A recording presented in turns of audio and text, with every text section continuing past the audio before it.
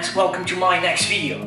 Today I'll try to show you how choosing a lens can transform drastically the final result in your photography projects. One of the characteristics that's very important for my work is the way specific focal length rendering the geometrical parameters of the photographed object or group of objects and their scale relationship between each other. Or to address this in more simple words, the way each lens represents the scene I'm photographing. We all know the rule that focal length is changing the perspective and scale of your images. A lens with a shorter focal length or wide-angle lens expands perspective, giving the appearance of more space between the elements in your photo. Typical for a wide-angle lens is the ability to deform and distort geometrical parameters of the objects.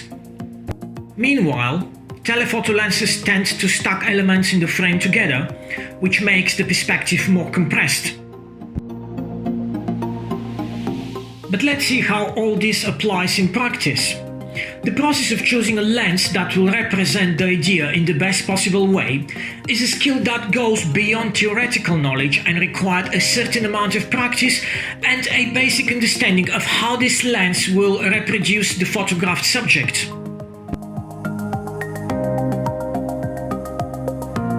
The examples you're about to see are photographed with the intention to fill the frame with the same amount of the bike while showing how different focal lengths affecting the geometry of the machine.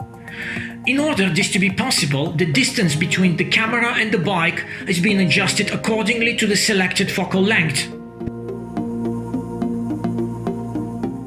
Let's start with 24mm lens.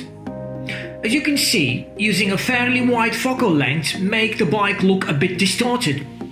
This is more noticeable on the wheels, where perfect geometrical objects as circles look quite deformed. Moving to 50mm focal length.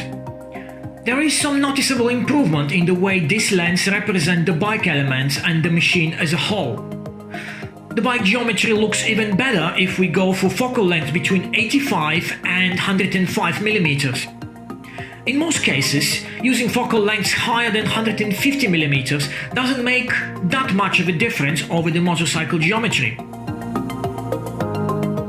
Another aspect of choosing the right focal length according to your idea is the camera elevation in relation to the photographed object. This is more of a compositional decision, but the choice of camera height is closely related to the lens choice and can make or break the final result.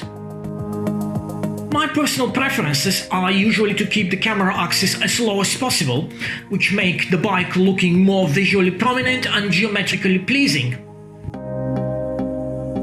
This is especially noticeable when the bike is positioned diagonally or three-quarter to the main camera axis.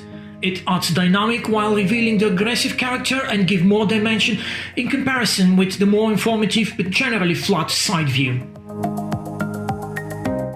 In that instance, the choice of focal length is not that straightforward as in the previous example.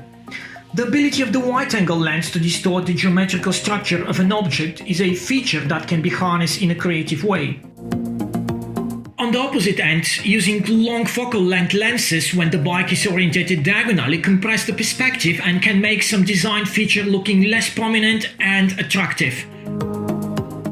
Like almost every aspect of photography, choosing a lens that will deliver the desired result in the project is based on practice and experience. Knowing what your lenses are capable of and what are their optical limits is a very important skill, and I strongly recommend to spend some time experimenting with different focal lengths while changing the distance between the camera and the object and observing the results.